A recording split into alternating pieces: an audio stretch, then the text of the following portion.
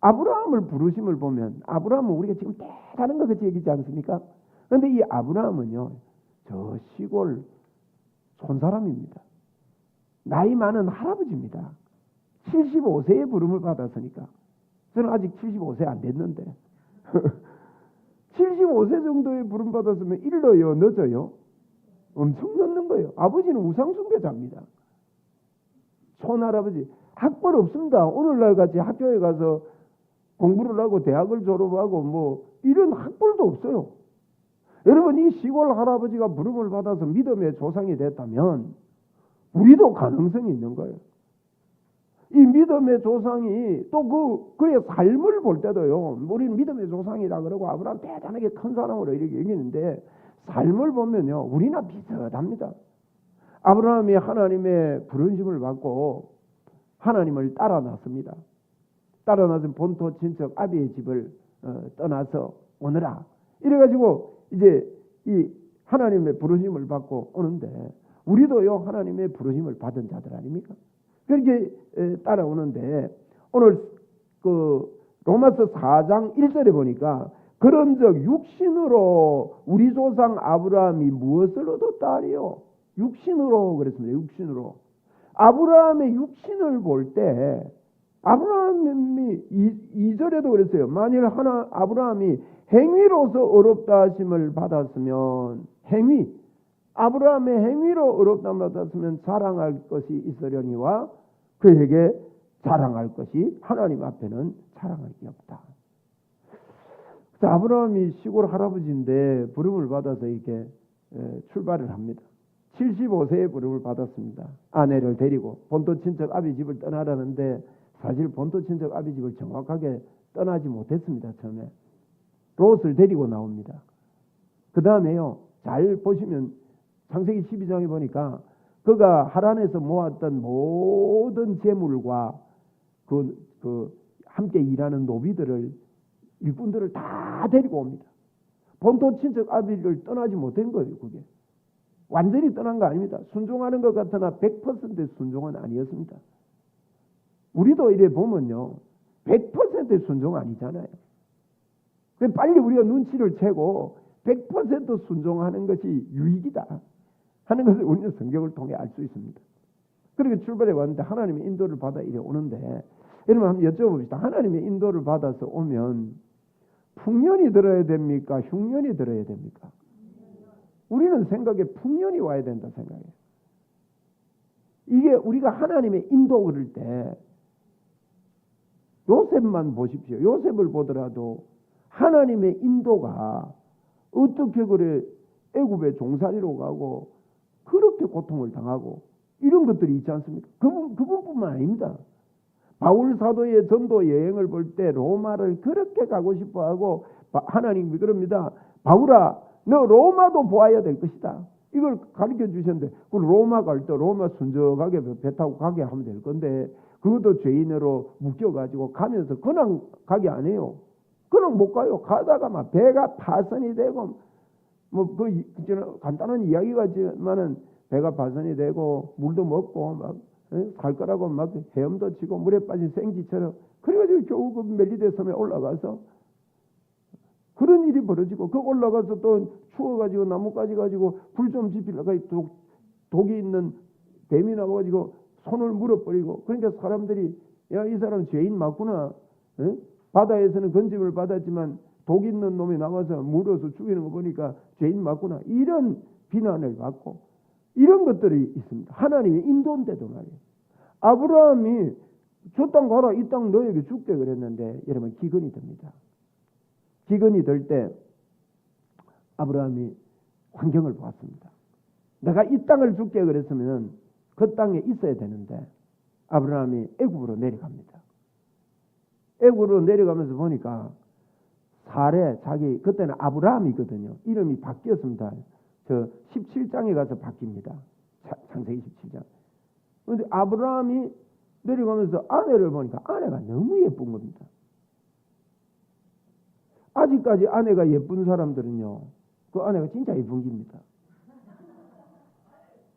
남자들은 아내가 예쁘다고 그렇게 사는 사람들이 드물어져요. 왜? 하도 오래 같이 살다 보니까 본래 그런 줄 알아요. 그러니까 아브라함의 눈에 아내가 예뻤으니까 진짜 얼마나 예뻤겠어요. 그 진짜 예뻤던가 봐요. 그래 내려가면서 그럽니다. 야 여보 마누라 아무래도 생각해 당신 너무 예쁜데 나를 죽이고 당신 데리고 가면 어떡할 거냐. 이제부터 나를 오빠라 불러라. 그래가지고 이제 약속을 했어요.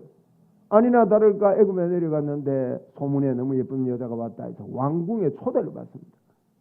왕이 초대를 해가 가는데 두 사람이 들어오는데 막 훤한 여자가 들어오거든요.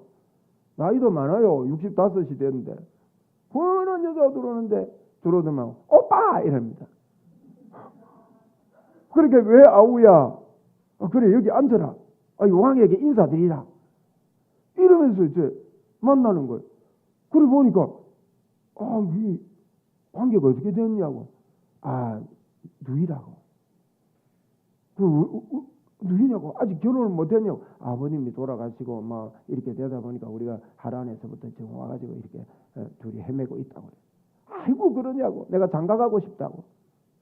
그래가지고 왕이 그 장가가잖아요.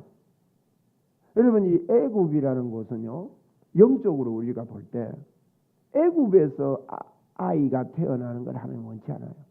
아브라함에게 후손을 주겠다는 것은 예수 그리스도를 주시겠다는 뜻입니다. 그게 갈라디아 3장 16절을 보면 나옵니다. 요한복음 3장 16절, 갈라디아 3장 16절 이런 3장 16절이 굉장히 귀한 거예요. 갈라디아 3장 16절에 아브라함에게 많은 후손이 있다는 것은 많은 사람을 두고 한 이야기가 아니고 한 사람 예수 그리스도를 두고 한 이야기다 그랬거든요. 그래서 하나님은요 예수 그리스도가 그래도 애굽은 세상의 대표입니다. 세상에 어떤 것들을 내어놓기를 원치 않는다는 거예요. 영적으로 해석하면 그렇습니다. 여러분 아브라함이 돌아와서 얼마나 괴로웠겠습니까? 그 아름다운 아내를 왕에게 빼앗아 올 힘도 없고 아마 잠 못 이루고 울고 하나님이 어쩌면 좋습니까? 기도도 안 했겠습니까? 그런데요 하나님께서 도우십니다. 이렇게 하나님의 그의 실수가 있더라도 그러니까 실수 속에서도 하나님이 나를 인도하신다는 여러분 굳센 믿음이 무엇입니까? 하나님의 말씀을 들을 때 우리에게 굳센 믿음이 오는데 굳센 믿음이라는 것은요 예수 그리스도가 날 위해 십자가에서 죽어주셨고 내가 예수 그리스도로 죄사함 얻어 하나님의 자녀가 됐고 나는 하나님의 사람이 됐고 하나님이 내 속에 들어와서 나와 함께 영원히 안 떠나시고 지금도 함께 계신다. 하나님이 나의 힘이다. 하나님이 나의 모든 것이다. 이게 여러분 굳센 믿음입니다. 그 굳센 믿음을 가지라면 아브라함에게요 내가 너와 함께 하겠다. 네가 그렇습니다. 너를 복을 비는 사람은 복 받는다. 너를 저주하는 사람은 저주받는다. 그 이야기까지 분명히 한 것은 너는 하나님의 사람이다. 여러분 이 복을 우리에게 주신 줄 믿습니다. 이 굳은 믿음이 있어요. 이거를요 하나님은 만들어 가시는 분이에요. 믿음은 선물입니다. 에베소 2장 8절에 믿음은 우리가 만든 게 아니고 하나님의 선물이다 그래서. 선물은 그냥 받는 것 아닙니까?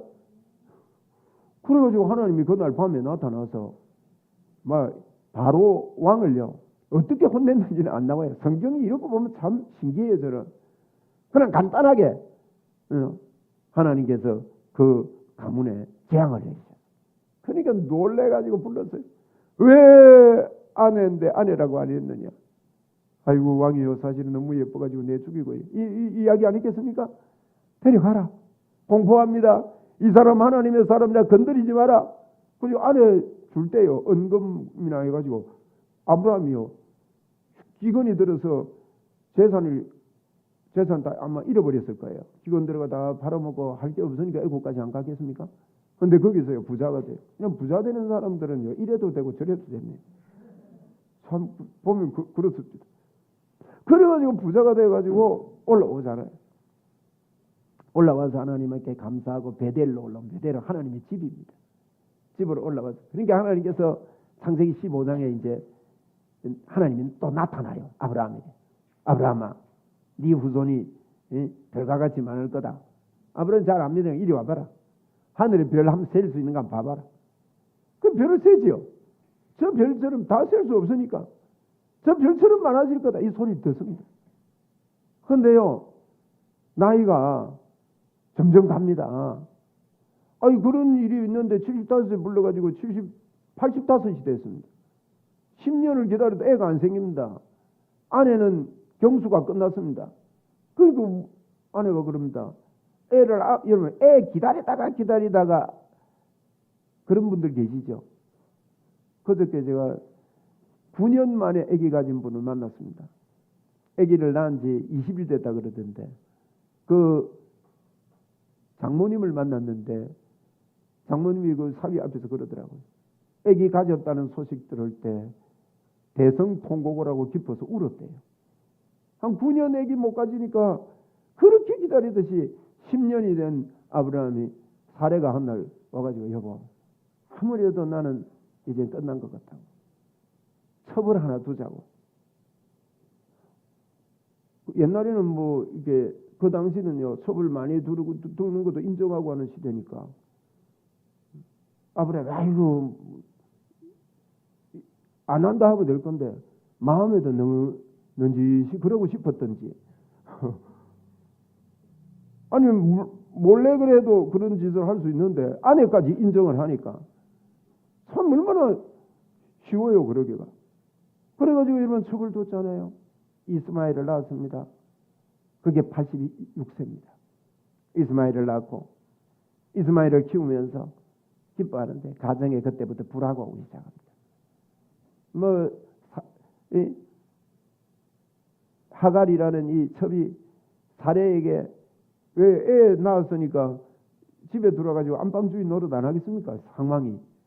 그러다가 보니까 뭐 한 10년이 또 흘러가는데 사례가 막 못 견뎌합니다.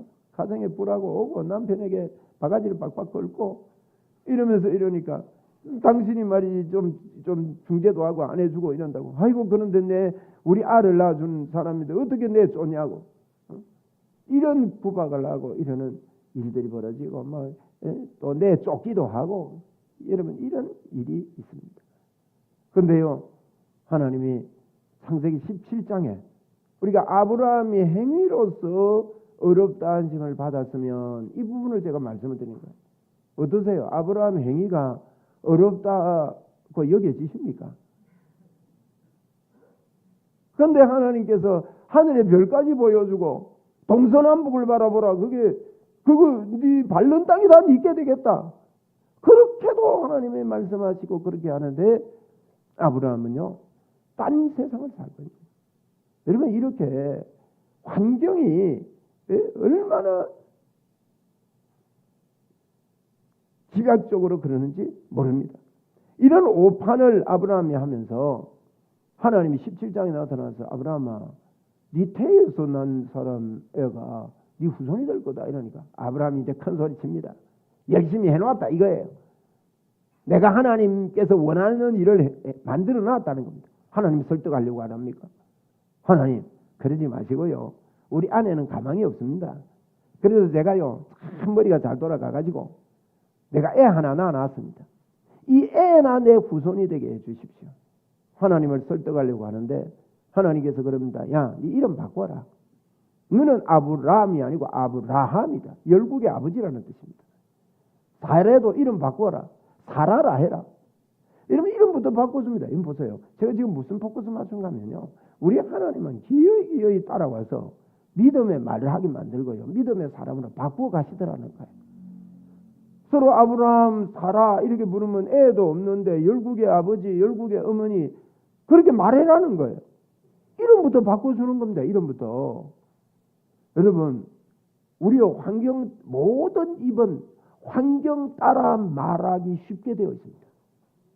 그런데 믿음의 사람은요 환경 따라 말하는 사람이 아닙니다. 믿음의 사람은 말씀 따라 말하는 사람이에요. 여러분 우리는 왜 하갈을 첩으로 얻게 됩니까? 아브라함이 굳센 믿음이 있었으면 이게 당신 무슨 소리 아니고 하나님 약속했는데 좀 기다리자고. 응?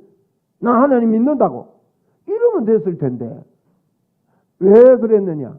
여러분, 믿음은요, 환경을 보고 말하고 생각하고 따라가면 그쪽으로 기울어지는 것은 연약한 믿음입니다. 믿음은 하나님은 없는 것을 있는 것처럼 부르시고, 하나님은 기적의 하나님이십니다. 하나님은 창조의 하나님이십니다. 그 하나님이 나의 하나님이라는 것을 믿었다면 아브라함이 이런 실수를 하지 않고 지금도 이스라엘과 하마스 전투, 가자 지구와의 전투가 세계를 얼마나 흔들어 놓습니까? 바로 이 사건 때문이에요. 그래서 그래요. 그 후손들이 지금까지 이렇게 나라를 어지럽히는 이런 일이 있습니다.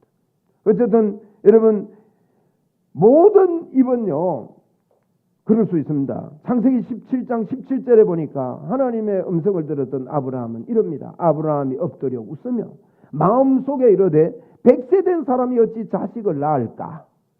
한번 우리도 따라해 봅시다. 따라만 하는 겁니다. 100세 된 사람이 어찌 자손을 낳을까? 뭐라고 대답하렵니까? 낳을 수 있다. 기적이, 하나님의 기적이 있다. 오늘 저와 여러분에게 이 굳센 믿음이 있게 되기를 바랍니다. 우리 장로님 기도하셨듯이 우리 교회가 70명 가득 채워진 것을, 100명이 채워진 것을 더 부어줄 것을 자꾸 여러분 그리고 하나님의 기적을 보는 믿음으로 갈 때 하나님이 크게 역사합니다. 아이고 안 되겠네, 아이고 이래가지고 되겠나, 이게요 우리에게 있는, 이게 쉽지 않습니다. 제보고 하는 이야기입니다. 이게 하나님이 우리에게 하는. 그러면서요 사라는 90세니 어찌 출산하리요? 말을 그리 합니다. 그리고 18장 11절 12절에도 아브라함과 사라는 나이 많아 늙었고 사라에게는 여성의 생리가 끊어졌는지라 분명히 말합니다. 생리 끊어지면 애를 어떻게 낳습니까? 12절에 사라가 속으로 웃고 이르되 내가 노쇠하였고 내 주인도 늙었으니 내게 무슨 즐거움이 있으리요? 이거 보십시오. 여건을 보고 환경을 보고 말하는 것은 당연한 것입니다. 그런데 하나님은 그때 나타나서 야, 그 말하지 말고 아브라함이라 해라, 사라라 해라. 그 말을 여러분 바꾸어 주시는 것입니다. 믿음이 연약할 때 하늘의 별을 보고 별을 셀 수 있나 보라 하고 보여주셨던 그 하나님은요, 창세기 17장 5절 15절에 이제후로는 내 이름을 아브라함이라 하지 말고 아브라함이라 하리니 이는 내가 너를 여러 민족의 아버지가 되게 하려 함이라. 15절에는 하나님이 또 아브라함에게 이르시되 내 아내 사레는 이름을 사레라 하지 말고 사라라 하라. 사라라고 하라고 했는데 18장에 보면 사라가요 엎드려 웃습니다. 아무리 말해줘도. 자 봅시다. 아브라함이 믿음이 있는 사람입니까? 없는 사람 것이 보입니까? 그런데 아브라함이요 하나님을 믿고 있잖아요. 하나님을 믿고 하나님을 따라왔고 부족함에도 불구하고 연약함에도 불구하고 아브라함에게 기어이요. 오늘 4장 19절 이하에 보세요. 로마서 4장 19절에 이하에 보니까 그가 100세나 되어 자기 몸이 죽은 것 같고 사라의 태가 죽은 것 같음을 알고도 뭐라고 해놨습니까? 믿음이 약하여지지 아니하고 그래요. 앞뒤가 안 맞는 소리 아닙니까? 창세기하고 맞는 소리입니까? 저는 창세기와 로마서 4장의 아브라함의 평가를 보면서 이게 무슨 말이고 이거? 응? 그러면서요 20절에 보세요. 믿음이 없어 하나님의 약속을 의심하지 않고. 의심 안 했습니까? 의심 안 한 정도가 아닙니다. 웃고 내가 열심히 해서 애기도 낳아놓고 인본주의를 앞세우고 그리고 믿음으로 견고하여 줘서 하나님께 영광을 돌리며 약속하신 그것을 또한 능히 이루실 줄을 확신하였으니. 야, 어떠세요? 이게 이해가 됩니까? 솔직히 제가 일부러 아브라함의 그 이야기를 좀 길게 했습니다. 여러분 제가 지난주에 그런 말씀 드렸죠. 하나님이 우리를 보실 때요, 우리를 보는 게 아닙니다. 예수 그리스도를 보십니다. 한번 따라합시다. 나를 보실 때 예수님을 보신다. 이게 예수님 보는 이야기 아닙니까, 이거? 믿음이 흔들리지 않았다. 그래서 예수 그리스도 그분이 우리가 연약하여 할 수 없는 그것을 하나님은 하시다니 예수 그리스도를 죄 있는 모습으로 이 땅에 보내서 우리의 죄를 사하셨다는 거예요.